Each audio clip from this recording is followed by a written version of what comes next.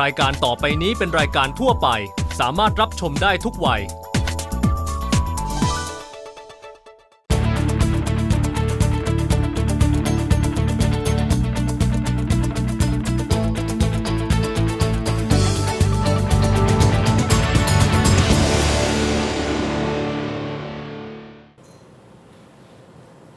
สวัสดีค่ะมองเรามองโลกวันนี้พบกับบทสัมภาษณ์พิเศษศาสตราจารย์อมาตยาเซนนักเศรษฐศาสตร์ชื่อดังระดับโลกชาวอินเดียเจ้าของรางวัลโนเบลสาขาเศรษฐศาสตร์ปี 1998 อมาตยาเซนเป็นที่รู้จักในฐานะนักเศรษฐศาสตร์ที่เน้นการพัฒนาและการต่อสู้กับความยากจนมีผลงานด้านวิชาการและหนังสือมากมายหลายเล่มด้วยกันค่ะวันนี้เรามาฟังมุมมองของอมาตยาเซนต่อทิศทางและแนวโน้มของเศรษฐกิจโลกในปัจจุบันรวมถึงวิกฤตเศรษฐกิจกรีซและการพัฒนาของอินเดียจีนและไทยถึงแม้ว่าจะอายุ 81 ปีแล้วนะคะแต่อมาตยาเซนตอบทุกคำถามด้วยคำตอบที่เฉียบคมและตรงไปตรงมาค่ะอมาตยาเซนวัย 81 ปีเกิดและศึกษาที่อินเดียจนจบปริญญาตรีด้านเศรษฐศาสตร์ที่ Presidency College ที่คัลคัตตาและเดินทางไปเรียนต่อด้านเศรษฐศาสตร์และปรัชญาในระดับปริญญาโทและเอกที่มหาวิทยาลัยเคมบริดจ์ประเทศอังกฤษอมาตยาเซนอยู่ในแวดวงวิชาการและมีตำแหน่งในมหาวิทยาลัยชั้นนำของโลกหลายแห่งเขามีผลงานวิจัยที่มีชื่อเสียงทางด้านเศรษฐศาสตร์สวัสดิการเศรษฐศาสตร์การพัฒนาความอดอยากและความยากจนและทฤษฎีการพัฒนามนุษย์จุดเด่นของงานของเขาคือการใช้มิติของศีลธรรมเข้าช่วยแก้ไขปัญหาทางเศรษฐกิจและเขามองว่าการพัฒนาคุณภาพชีวิตและการพัฒนาเศรษฐกิจต้องเป็นสิ่งที่ทำควบคู่กันไปอมาตยาเซนได้รับการยอมรับว่าเป็นผู้เชี่ยวชาญด้านเศรษฐศาสตร์การพัฒนาคนหนึ่งของโลก Professor, what's the biggest economic challenge today? Globally? I think one would be very difficult to identify because there are several challenges.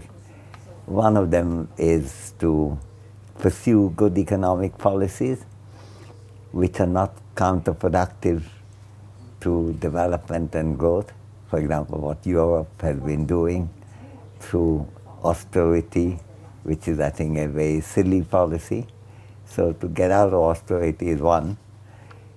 Then there are countries which have had reasonable economic growth but don't recognize the centrality of human beings in the process of economic development, that you need to use your resources that you generate for expanding the lives of people, their well-being, their education, their health care, and so on. And at the same time recognize that it's through human being and human capability you also ensure long-run economic growth. วิกฤตเศรษฐกิจกรีซเกิดขึ้นเมื่อปี 2009 กรีซต้องกลายเป็นลูกหนี้ของกลุ่มทรอยกาซึ่งประกอบด้วยสหภาพยุโรปกองทุนการเงินระหว่างประเทศและธนาคารกลางยุโรปโดยกรีซต้องปฏิบัติตามมาตรการรัดเข็มขัดในการปรับลดค่าใช้จ่ายต่างๆเพื่อแลกกับเงินให้กู้ยืมซึ่งสร้างความไม่พอใจให้กับประชาชนชาวกรีซเป็นอย่างมากจนเกิดการคัดค้านและการประท้วงมาโดยตลอดล่าสุดรัฐบาลกรีซบรรลุข้อตกลงกับกลุ่มเจ้าหนี้ทรอยกาโดยยอมใช้มาตรการรัดเข็มขัดเพื่อขอรับเงินกู้งวดใหม่จำนวน 86,000 ล้านยูโรเพื่อนำมาคลี่คลายวิกฤตการเงินของประเทศ Why is austerity a silly policy? Because it's, you see, when you have unemployed people, unemployed capacity, to cut public expenditure increases unemployment, and it doesn't. I mean, this is something that Keynes was discussing 60 years ago. But still, it's a policy that is widely used. They recognize, I think Christine Lagarde does recognize that that's not the way to do things. If you think about Britain, the National Health Service came in 1948. The ratio of public debt to GDP in Britain at that time was 220%.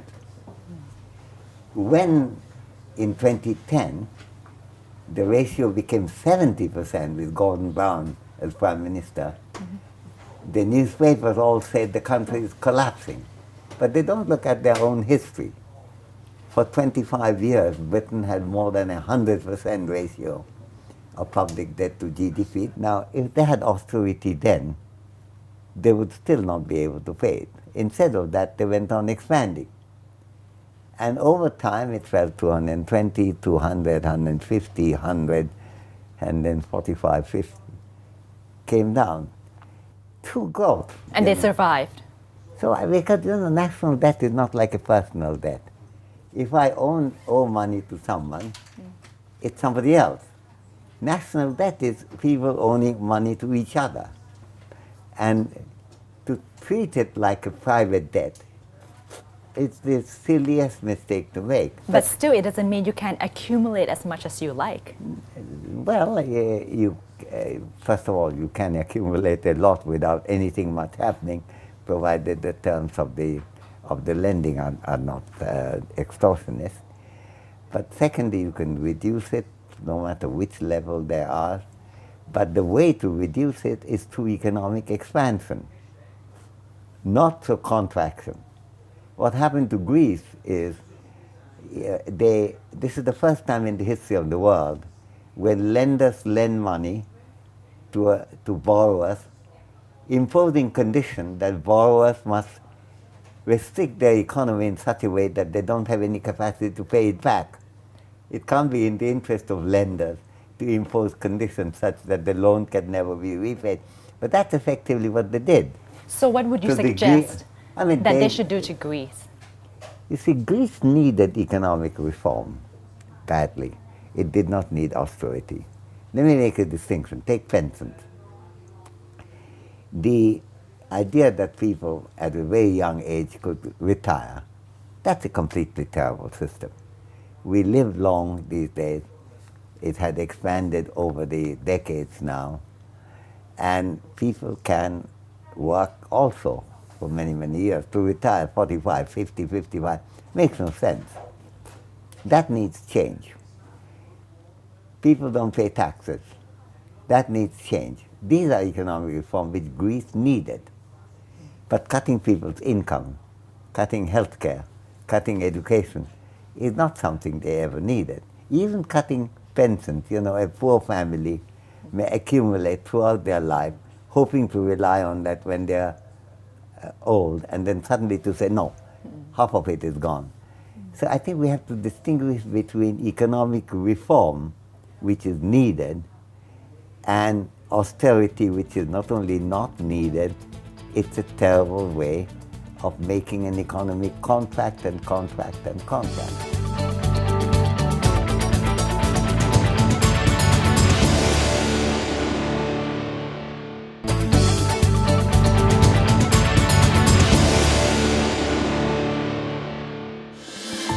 ในปี 2011 ธนาคารโลกได้ยกระดับให้ไทยเป็นประเทศรายได้ปานกลางระดับสูง โดยอัตราการเติบโตเฉลี่ยร้อยละ 4-5 ต่อปี แต่ด้วยการพัฒนาที่เน้นการใช้แรงงานราคาถูก โดยไม่มีการพัฒนาเทคโนโลยีหรือนวัตกรรมใหม่ๆ ทำให้มีการวิเคราะห์ว่า ไทยกำลังติดกับดักรายได้ปานกลาง นั่นคือไม่สามารถก้าวไปสู่ประเทศพัฒนาแล้ว หรือประเทศที่มีรายได้สูงได้ Thailand is said to be trapped in the middle income trap. How best to get out of this trap? I don't know what a middle income trap is. We can't get any richer. We can't get... Thailand cannot get any more richer. First of all, Thailand is continuing to get richer. It has a positive economic growth. And it can get a lot richer than it is now. I first came to Thailand in 1964. And compared with the living standard then and now, the Thais are enormously richer than they used to be at that time. And I think Thailand can become very much richer still. Apply your mind. What is the way for Thailand to have economic expansion, keeping the understanding that human beings are central to economic development? We need healthcare, we need education, we need a healthy market economy. We need to be able to trade with all countries in the world, and we need a system where the human beings, human capabilities are expanded, just as the institutions of a market-based system is also expanded.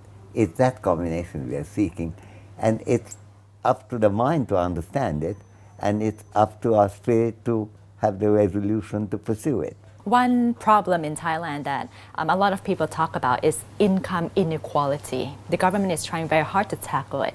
Is there any best solution for this? It is a problem. The story is the gap between the rich and poor are not getting diminished fast enough. Is there a way to diminish this gap? Yes, by addressing the issue, and better education for all is one way.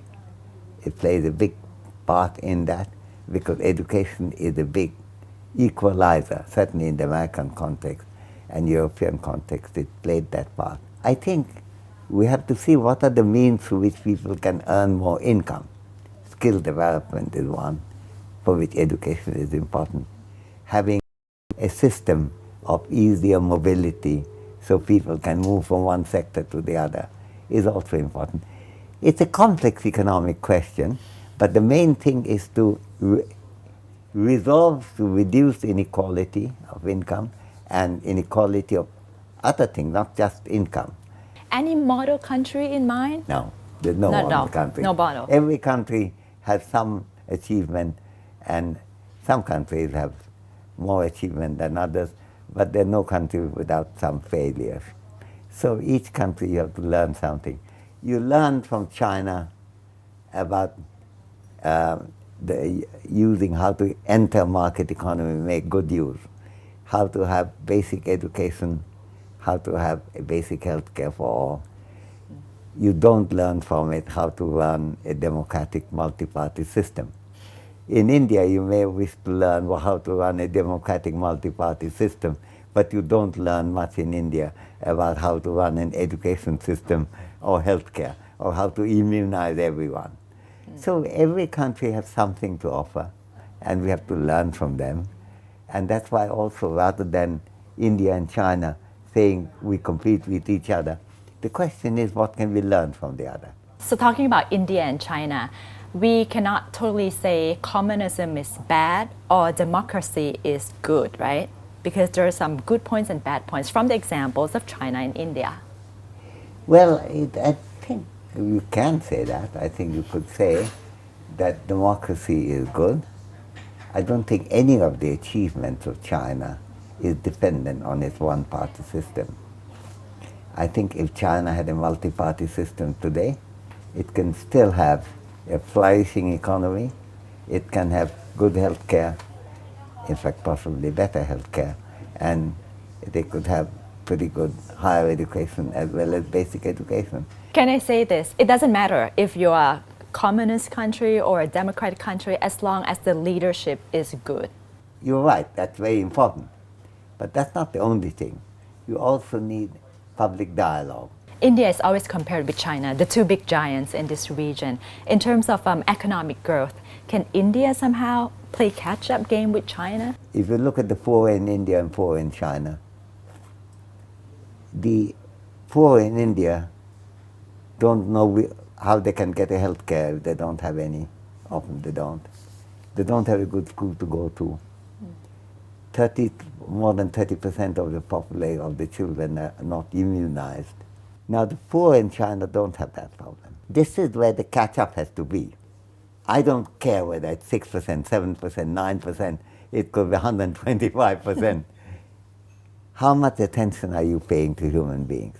That's why I think when the Thais introduced universal health care, that was a real major achievement. And we should count what the achievements are in terms of what it does do to human beings, and in turn what human beings can do to the economy, to the society, to the polity.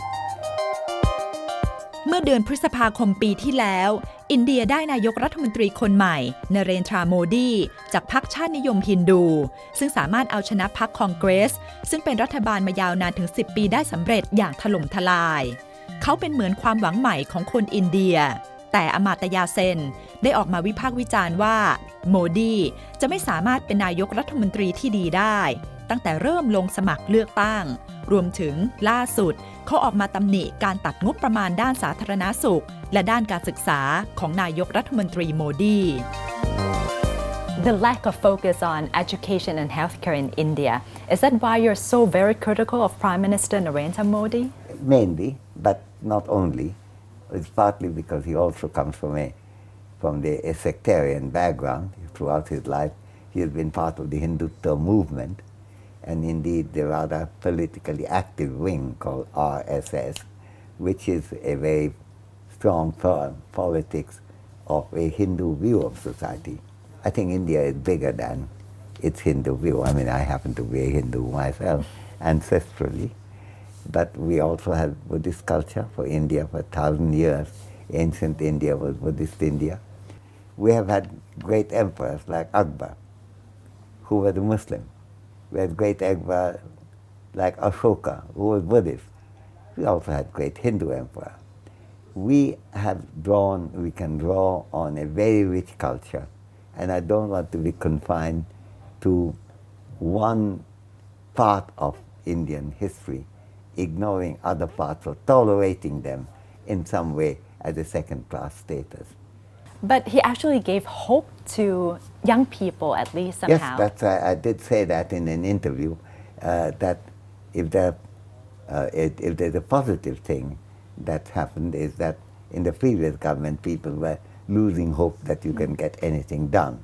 So the positive thing is that Modi gave that hope.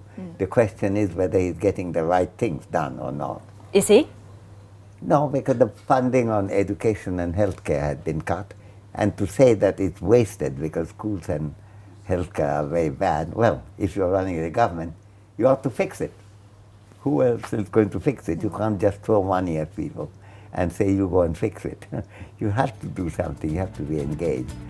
Thailand has now gone for universal healthcare. India has a lot to learn from that.ๆ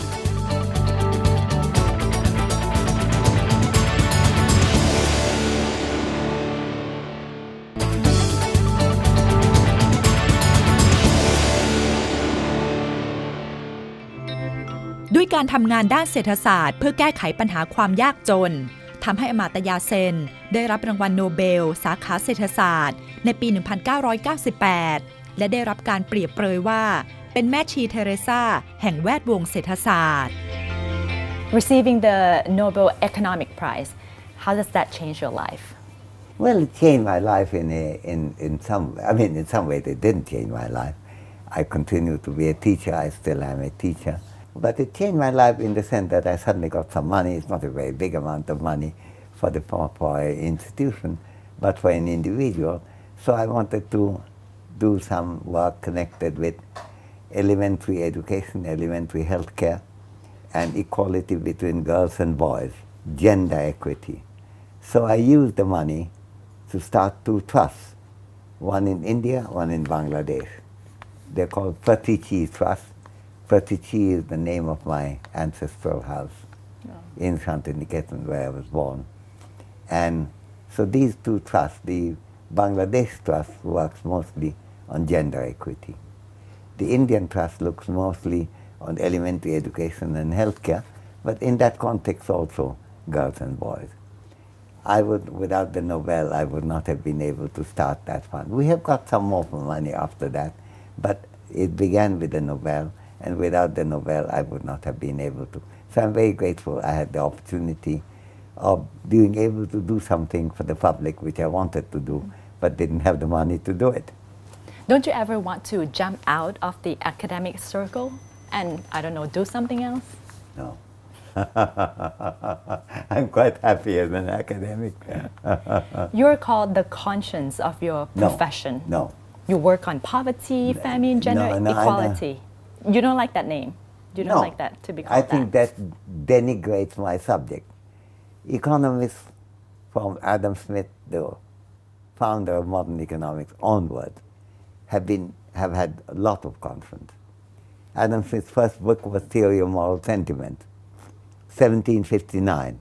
On the 250th anniversary of that, one of the best-selling publications, republication of the Theory of Moral Sentiment has my introduction, discussing the moral sentiments of Adam Smith.